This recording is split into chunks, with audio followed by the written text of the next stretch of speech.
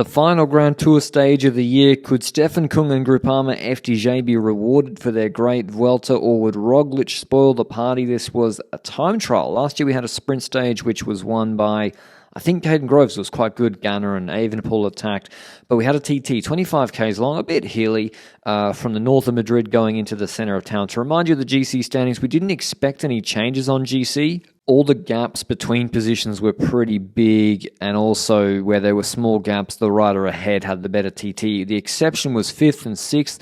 Gaudu started with a 30-second lead. I can't count. Oh, can I? That's 30 seconds, yeah, on Schjelmoser. So the battle for 5th was going to be really tight. But Stefan Kung, with McNulty not having his best day, or maybe suffering the effects of the crash he had earlier in the race, Stefan Kung was the red-hot favourite, with maybe Roglic second favourite.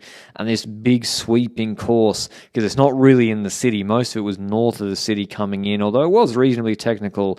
It suited the big, powerful guys, with the average speed for the winner probably going to be over 55 k's an hour, even if there were a few little rises. They weren't serious hills. And Kung set a really, really good time at the finish. It was going to be over 40 seconds better than the next best, and Baroncini actually did a very, very good time trial. So Kung, who's never won a Grand Tour stage, was going to be in the hot seat for quite a while, and we wouldn't really know until the GC boys started to go off, which was going to be some time later. Carapaz warming up with the Ecuadorian fans watching. Carlos Rodriguez, could he defend top 10? O'Connor should be fine for second to hold on to that. Roglic also keeping cool before maybe going for the stage win, but here was the big battle. Schjelmoser in the white jersey, he'd defend that against Lipovic, no problem.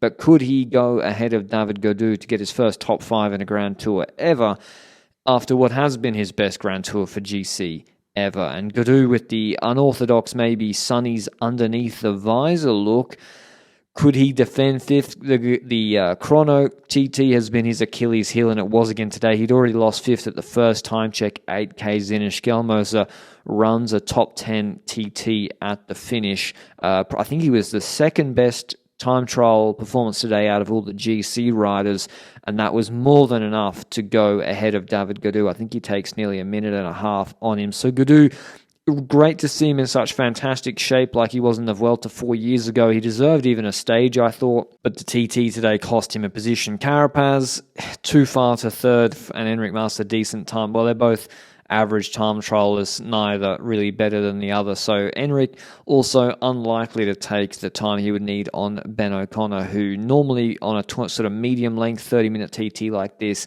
is a bit better than the guys who've been putting the hurt on him on the steep ramparts. It was now change of roles. They've been putting the hurt on O'Connor for the last 2.5 weeks since he took the red jersey, and now this flat course, he was allowed to put the hurt on them. And yes, Carapaz was behind O'Connor the whole way, and O'Connor was even 20 seconds ahead of Mas at the second intermediate, although he slowed down. Maybe he heard that he was, way ahead, so he could slow down a little bit. Maybe he blew up at the end. But Mas and Carapaz basically do an identical TT performance, a minute 33 behind Stefan Kung, and Ben O'Connor was about 25, 28 seconds better than the both of them. But the man on his way to win his 4th Vuelta a España, this time on a new team. Something's changed, but some things stay the same. Primoz Roglic, could he unseat Stefan Kung? He's the last man on course, and he's the last man that would be able to do so. And the answer was no.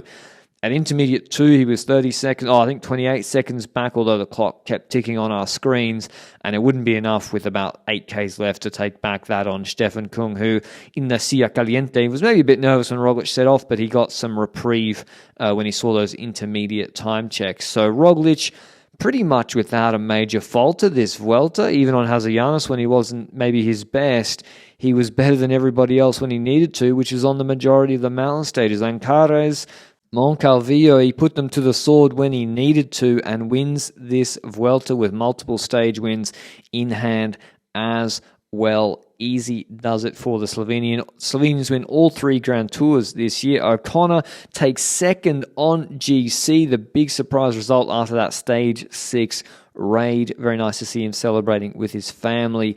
And then Enrique Mas takes another Vuelta podium, which is big for Movistar. And he looked better on the climb some days than Roglic. Kung wins the stage, though, his first Grand Tour stage win, and Groupama's first Grand Tour stage win for a while. Ahead of Roglic and Catania, Baroncini, Schmid, Vasek, Campenas, Schjelmoser, Sweeney and Amarel. Here's what Kung had to say after the stage. Finally, you come out at Vuelta and you are a Grand Tour stage winner. How was that?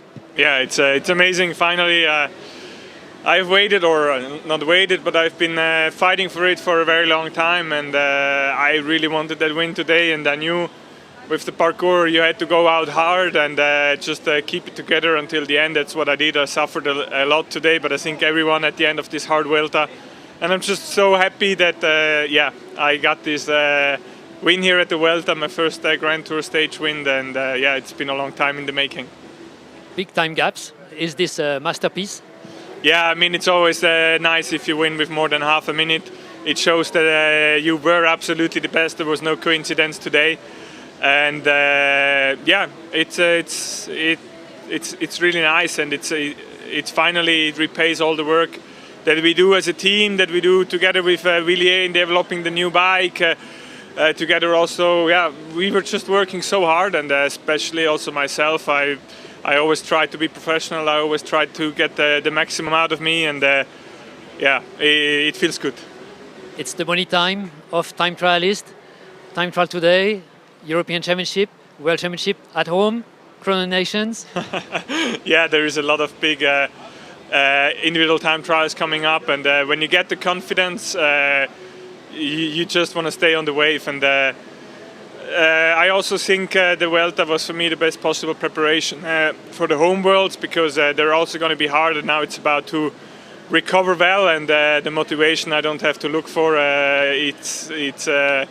It's really, really high, and the confidence is also here. So I just want to keep it going like this. But I hope you enjoyed all my coverage during the Vuelta, and thanks for bearing with me throughout the whole race in the Tour de France. It's been a long year, but we've still got some more races yet to come. Until then, ciao.